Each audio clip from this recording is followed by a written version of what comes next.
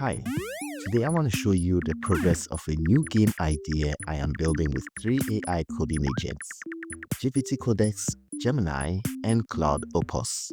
I enjoy coming up with game ideas and building them with AI.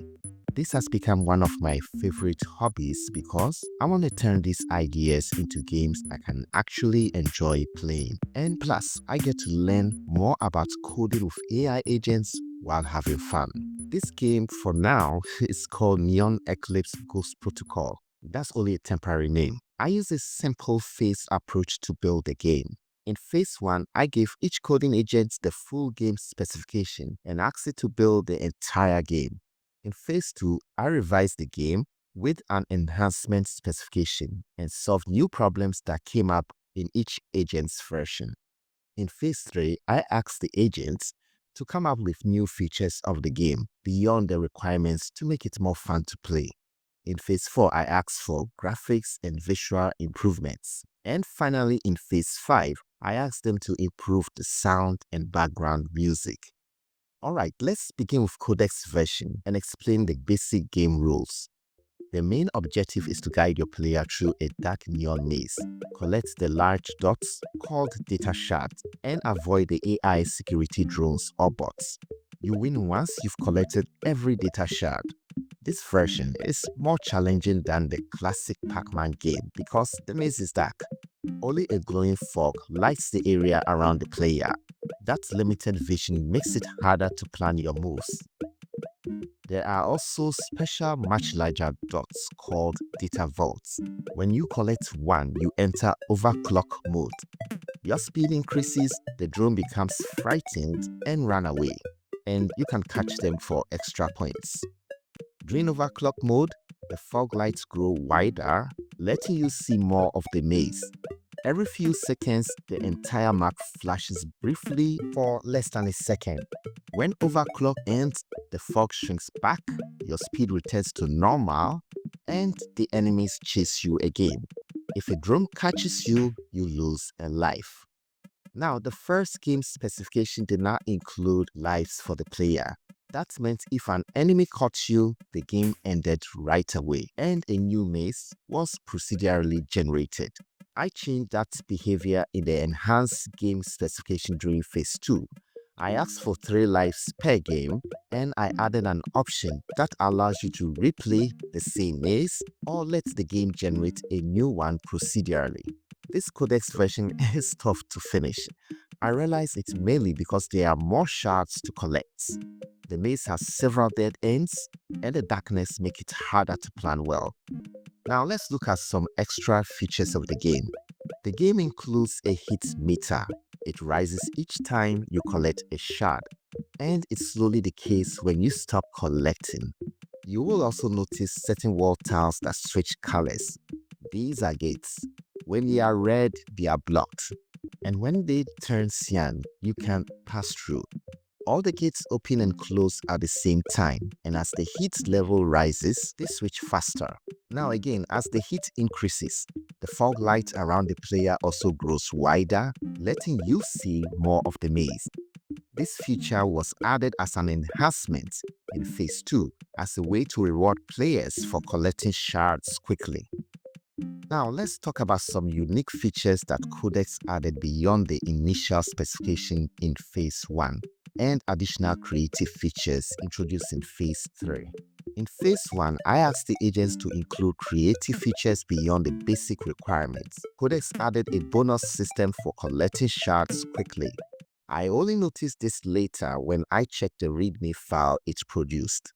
Then after phase 3, Codex introduced another feature, a recovery chip. When you collect it, you can restore 1 life after losing your first life. I think that's a really nice addition.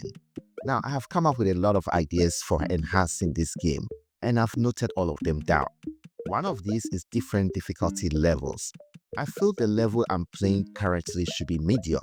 Another major improvement I am thinking of is reducing the speed during overclock mode. Right now, the speed is too much, making the player ridiculously difficult to control. Now, one thing I really like about Codex version is the graphics. Even though the game produced by the first prompt looked amazing, I did not expect it to come out with this lovely graphics after phase 4's prompt. The game feels very immersive. The maze and fog of light looks absolutely stunning, and I have been having fun playing the game. Now, before we check out Gemini's implementation of the game, let me explain the approach I use when writing the specification and prompts. I chose not to be overly specific or detailed. I didn't want all the versions to look too much alike, so I left room for each agent to plan and come up with its own strategies for developing the game. This is a strategy I use when developing ideas for a single product. By allowing variations, you can generate more ideas and eventually shape a stronger product. Sometimes a version can even evolve into its own style. So let's see how this goes. Now let's review Gemini's version of the game. Gemini introduced some unique features that really stand out. One of the biggest differences is the camera. Rather than a fixed view, the camera follows the player. At first, I didn't like it and had no hope it would get better.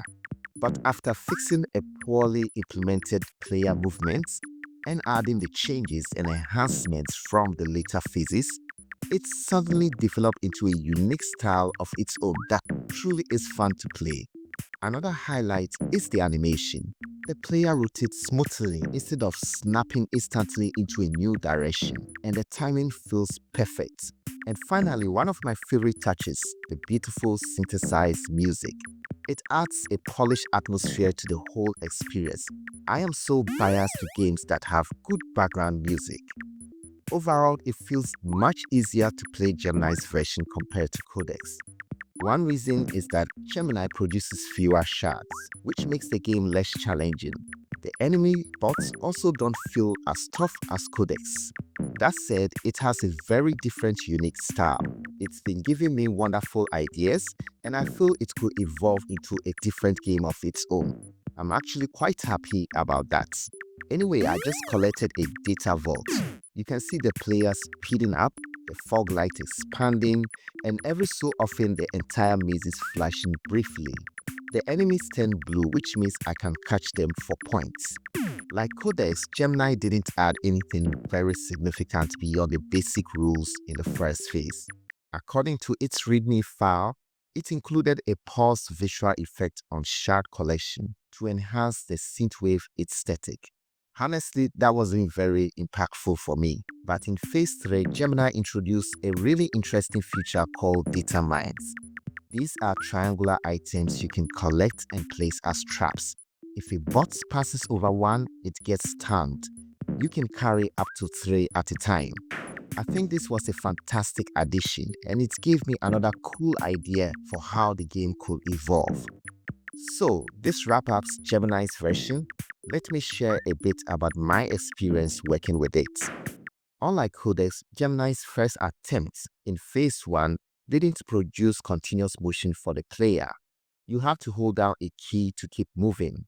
Even worse, when you first press a movement key, the player pauses briefly before moving continuously, almost like how a keyboard cursor behaves. That was one of the reasons I had no hope for the game early on. Looks like I was mistaken because now it looks solid. Now, before I demonstrate Claude's version, note that I haven't gone beyond phase 1 for Claude yet. I still need to apply the revised game specifications in phase 2 and enhancement in the other phases. The reason is that I quickly ran into Claude's weekly usage limits. That's been my biggest problem using Claude so far. It is much more expensive than the others. So what you'll be seeing from Claude is not the updated version. Because of that, it wouldn't be fair to compare it directly with Codex or Gemini's version at this point. So you can see Claude implemented a main menu for selecting a difficulty level. This is something I really like about Claude. It isn't shy of adding extra features and doesn't oversimplify its implementations. The original specification didn't include a difficulty option, but Claude added it as part of the Beyond the Basics requirement. That makes me curious about how many more features it might add once we reach phase 3. Looking at the gameplay, Claude's version feels very similar to Codex because the camera is static and doesn't follow the player like Gemini's version. But like Gemini, its first attempt did not implement continuous motion for the player when a movement key is pressed once. However, Claude's implementation of that was noticeably better than Gemini's. I have now prompted it to add continuous motion. There are some few issues with it, but I ran out of my usage limits before it could finish fixing them. Now, I must say, even without the prompt for graphics or visual enhancement in Phase 4, Claude did quite well with visual effects on its first attempt. You can see it added score effects when collecting data shards and some nice particle effects when eating data vaults. Like Gemini, Claude did not add a large number of data shards, so the game feels easier to play than Codex. However, it is still more challenging than Gemini's version. The mazes are more complex with shorter hallways and many turns. And like Codex, the enemies are more aggressive than in Gemini's version. Now, beyond that, there isn't much I can say about Claude right now. I'm eagerly waiting for my usage limit to reset so that I can see how far it will transform the game. When it comes to creative features, Claude came packed with extra features right from Phase 1. Apart from the difficulty level you saw earlier, it also added a minimap. At first, I didn't find this useful until when playing a game, I struggled to locate the last remaining data shard as seen in this gameplay. A quick glance at the minimap showed me exactly where it was. That helped me navigate straight to it and finish the game. Another useful feature Claude added is the ability to stun a nearby enemy using the space key. You could only do this 3 times in the game, so from the very first prompt, Claude delivered 3 useful features that made the game more enjoyable: a difficulty level, a minimap, and a weapon to stun enemies.